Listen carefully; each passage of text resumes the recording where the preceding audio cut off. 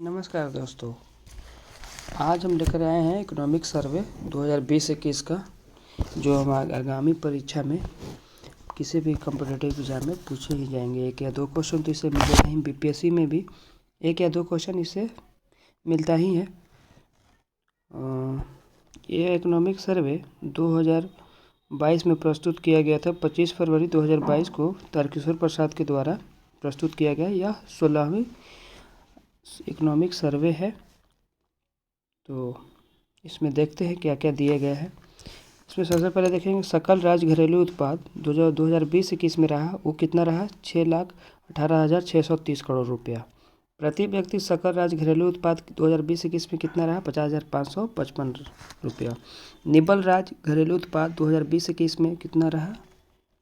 5,66,470 करोड़ रुपया रहा।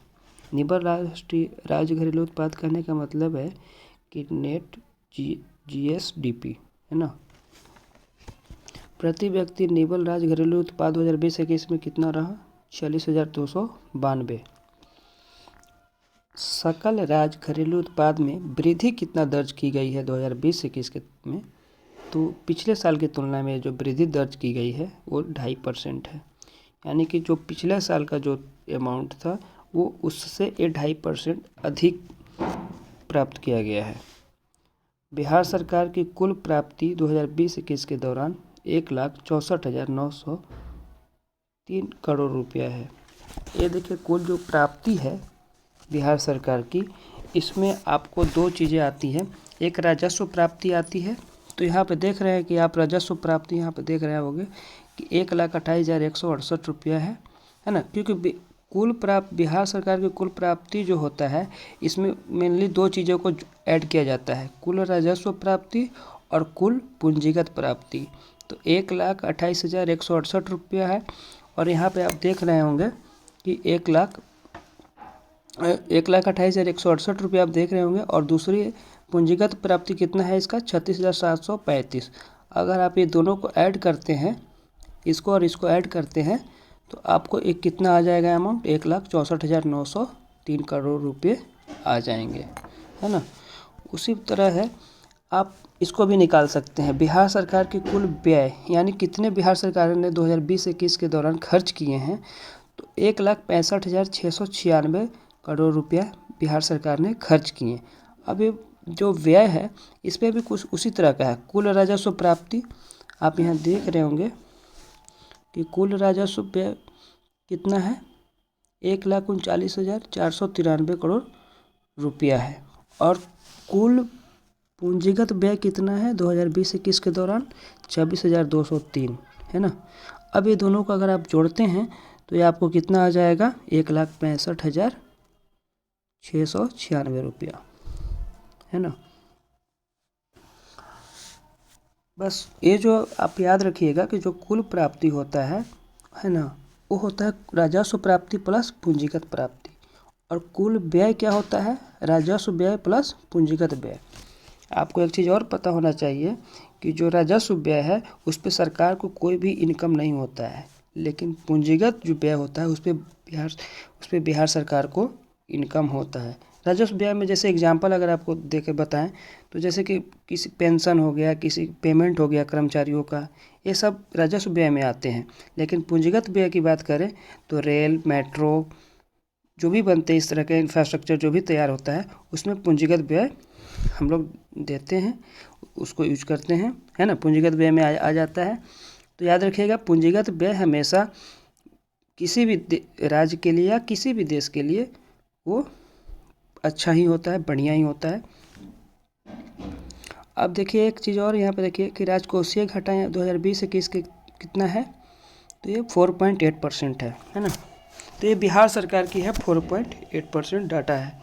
जबकि अगर यही बात करेंगे हम भारत की, तो भारत में राजकोषीय घाटा इससे काफ़ी कम ही रहा है। अब दूसरी चीज़ है प्रति व्यक्ति आय 2020-21 की तुलना में। तो बिहार का प्रति व्यक्ति आय 50,555 रुपया रहा है ना। ये ओवरऑल रहा है, एवरेज इसका रहा है। लेकिन अगर बात करें कि सबसे अधिक किस ज़िले का रहा है, तो उसमें पटना सर्वप्रथम आता है, जिसका इनकम कितना है 1,31,064 रुपया, ये पटना ज़िला का आता है। वहीं अगर सबसे कम की बात करें तो सबसे कम में आपको आ जाता है शिवहर की। शिवहर एक बहुत काफ़ी छोटा डिस्ट्रिक्ट है बिहार का, तो इसका आ जाता है आपको कितना आता है 19,592 रुपया, ये प्रति व्यक्ति आय शिवहर की है। जबकि वहीं पटना की बात करें तो 1,31,064 रुपया पटना की है ना। अब इसमें अगर क्वेश्चन पूछ दे एग्जाम में, कभी कभी पूछ भी दे सकता है, ज़्यादा चांसेस है कि पूछ दे कि इसमें क्रम दे दे कि पटना के बाद किसका है, उसके बाद किसका है, एक दो है ना, शुरुआत के 3 और मैक्सिमम में, उसी तरह से मिनिमम में शुरुआत के 3 दे दे, तो उसका भी याद रखना आप लोगों को बहुत ज़रूरी है। तो आप उसको लिख लेंगे। पटना का बात करें, पटना की बात करें तो पटना का तो मैंने आपको बता दिया है 1,31,064 रुपया। वहीं अगर बात करें तो दूसरा नंबर पे आता है बेगूसराय, है ना, बेगूसराय। इसका कितना है तो इसका आपको पड़ जाएगा 51,400। वहीं तीसरे क्रम में बात करें तो मुंगेर आ जाता है। मुंगेर का कितना होगा तो मुंगेर का है 44,300। अब ये फर्स्ट तो 3 जान गए, वैसे आगे भी है, उसके बाद भागलपुर है, रोहतास है। अगर इसमें मिनिमम की बात करें तो मिनिमम में सबसे पहले कौन आ जाता है, मिनिमम में आपको आ जाएगा, सबसे पहले आ जाएगा शिवहर, है ना।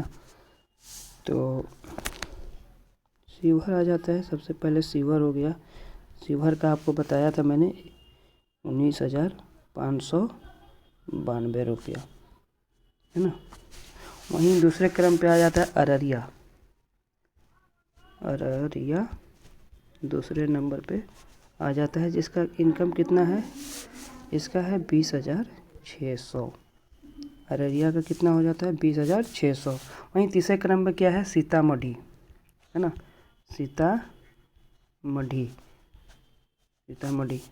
का कितना आ जाता है 22,000, इसका इनकम पर व्यक्ति इसका इनकम है। तो ये 3 याद रखिएगा, शिवहर, अररिया, सीतामढ़ी, है ना, शिवजी, है ना, अररिया और सीता, ये 3 तो याद रहेंगे ही लोवेस्ट में। इसको कैसे भी करके याद कर लीजिएगा, क्योंकि ये क्रम पूछ सकता है, चांसेस है इसके पूछने का। मैक्सिमम में आपको बता ही दिया कि मैक्सिमम में आप याद रखिएगा, पटना हो गया, उसके बाद फिर हो गया आपका बेगूसराय हो गया, फिर मुंगेर हो गया, फिर भागलपुर हो गया, है ना। तो ये 4 हो गए।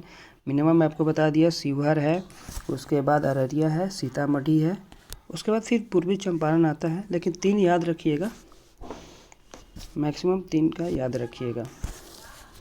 अब उसके बाद आता है नेक्स्ट कि सर्वाधिक प्रति व्यक्ति आय वाला जिला, इसे तो आपको बता ही दिया। न्यूनतम प्रति व्यक्ति आय वाला जिला शिवहर, ये अप्रॉक्स दिया हुआ है, लेकिन मैं आपको एग्जैक्ट बताया था कि इसका अमाउंट कितना है 19,592 रुपया। वहीं सकल घरेलू उत्पाद में प्राथमिक, द्वितीय और तृतीय क्षेत्र का योगदान कह रहा है। तो प्राथमिक क्षेत्र का आपको योगदान आपको पता होना चाहिए कि 19.2 है प्राइमरी सेक्टर में, जिसमें एग्रीकल्चर वगैरह आ जाता है। सेकेंडरी में आपको क्या आ जाता है 19.5, है ना, सेकेंडरी का है। और टर्शियरी में बात करें तो 61.2%, जो कि सेवा क्षेत्र का है ना। वहीं प्रति व्यक्ति औसत ऊर्जा खपत, यानी कि बिजली खपत जो बिहार में हो रही है, वो 350 यूनिट पर घर मतलब परिवार हो रहा है। वहीं कुल खाद्यान्न उत्पादन की बात करें तो 17.95 लाख टन, है ना, खाद्यान्न उत्पादन हुए हैं। उसमें से अगर अनाज की बात करें तो अनाज कितना है 17.57, कितना है 17.57 लाख टन है, याद रखिएगा। कुल दूध उत्पादन की बात करें तो 115.01, यानी कि 115 लगभग मान के चल सकते हैं, 115 लाख टन दूध उत्पादन हुए हैं 2021 के सर्वे में, है ना। चालू चीनी मिलों की संख्या कितना है टोटल बिहार में? तो ये मोस्टली तो नॉर्थ बिहार में ज़्यादा है, साउथ बिहार में कम देखने को मिलते हैं मिलें चीनी की। तो इसमें टोटल कुल 10 है। ये तो आपका मतलब जो क्वेश्चन आ सकते थे वो मैंने आपको यहाँ पे बता दिया है। और अगर बात करें एक्स्ट्रा कि एग्रीकल्चर में हमें कितना लास्ट 5 ईयर में हमें बढ़ोतरी हुई है, तो याद रखिएगा अगर कहीं पूछ दे तो एग्रीकल्चर में हमारा जो इंक्रीमेंट हुआ है वो हुआ है लगभग 2.1%। मतलब पिछले 5 ईयर में हमारा जो एग्रीकल्चर का ग्रोथ हुआ है वो 2.1% हुआ है। वहीं अगर एनिमल की बात करें, पशुधन की बात करें, तो उसमें कितना परसेंटेज इंक्रीमेंट देखने को मिलता है? 10% इंक्रीमेंट देखने को मिलता है। वहीं अगर फिशरीज में बात करें, मछली उत्पादन के लिए सरकार ने बहुत सब्सिडी भी दे रखा है ना, तो उसमें अगर बात करें तो इसमें काफ़ी बढ़ोतरी देखने को मिला है और ये 7% तक है, जो कि नेशनल औसत लेवल जो है उससे ही कम ही है अभी और इसमें सुधार करने की ज़रूरत है। अब नेक्स्ट आपको बता दें कि बिहार में शहरीकरण काफ़ी कम देखने को मिलता है। 2011 की बात करें, सेंसस 2011 के अनुसार, तो 2011 में हमारा सेंसस में शहरीकरण जो था, अर्बनाइजेशन जो थी, वो कितना था? 11.3% था। लेकिन अगर अभी वर्तमान के परिप्रेक्ष्य में देखें तो हमारा कितना हो जाता है? 15.3। ये याद रखिएगा, ये क्वेश्चन यहाँ से आ सकता है, समझे। अगर सबसे ज़्यादा अर्बनाइजेशन किस ज़िले की हुई है तो उसमें अगर आप याद रखिएगा तो उसमें सबसे पहले आता है पटना, है ना। एक मिनट, उसमें अगर सबसे पहले की बात करें, पहले 3 तो ज़रूर याद रखिएगा क्योंकि ये क्रम लगाने के लिए आपके एग्ज़ाम में आ जाएगा। तो इसको देखते हुए अर्बनाइजेशन में आप सबसे पहले याद रखिएगा पटना फर्स्ट में है। उसके बाद आ जाता है, सेकंड पे आ जाता है आपका मुंगेर डिस्ट्रिक्ट, है ना। तीसरे नंबर पे आ जाता है आपका नालंदा डिस्ट्रिक्ट, है ना। अब पटना की बात करें तो यहाँ पे 44.3% देखने को मिलता है अर्बनाइजेशन, जो कि काफ़ी अच्छा है बिहार के एस्पेक्ट में देखें तो। वहीं मुंगेर की बात करें तो 28% लगभग यहाँ पे देखने को मिलता है। और वहीं नालंदा की बात करें तो 26.2% देखने को अर्बनाइजेशन मिलता है।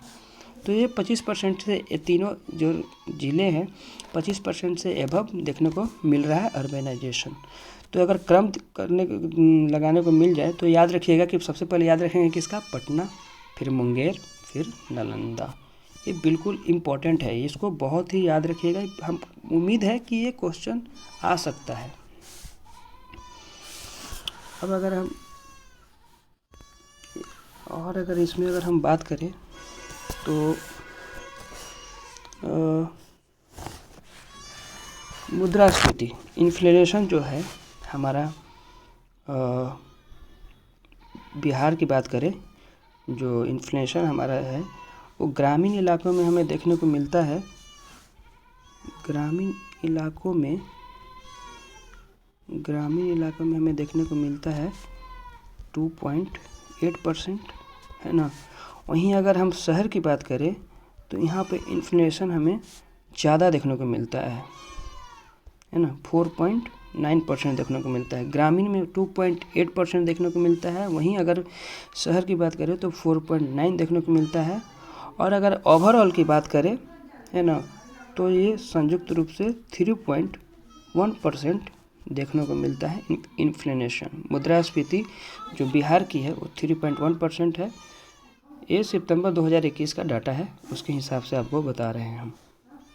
अब नेक्स्ट अगर बात करें कि भारत का क्या है, तो भारत का आप याद रखिएगा यहीं पे कि भारत का अगर भी याद रखना होगा तो भारत का याद रखिएगा 2021 में ये हमेशा बढ़ते घटते रहता है। तो याद रखिएगा एक ओवरऑल डाटा है कि याद रखिएगा 4.3% था। है ना। इसको जारी कौन करता है, तो CSO करता है ना, ये भी याद रखिएगा। CSO द्वारा सारा जो भी सर्वे होता है, इकोनॉमिक सर्वे, सब CSO द्वारा ही जारी किया जाता है, उसी के डाटा को लेकर के देखा जाता है। और एक चीज़ और याद, आपको तो बताया ही था कि GDP हमारा बिहार का 2.5% इंक्रीज किया है, जबकि अगर वही अपना इंडिया की बात करें तो 7.25% डिक्रीमेंट देखने को मिलता है। यानी कि हमारा बिहार भारत के परिप्रेक्ष्य में काफ़ी बेहतर स्थिति में GSDP में रहा है। तो ये एक पॉजिटिव न्यूज़ है और इसको याद रखिएगा, क्योंकि ऐसे क्वेश्चन ज़रूर पूछे जाते हैं। चलिए, इस वीडियो में इतना ही। वीडियो कैसा लगा आप ज़रूर बताइएगा। थैंक यू, और लाइक और सब्सक्राइब जरूर कर दीजिएगा।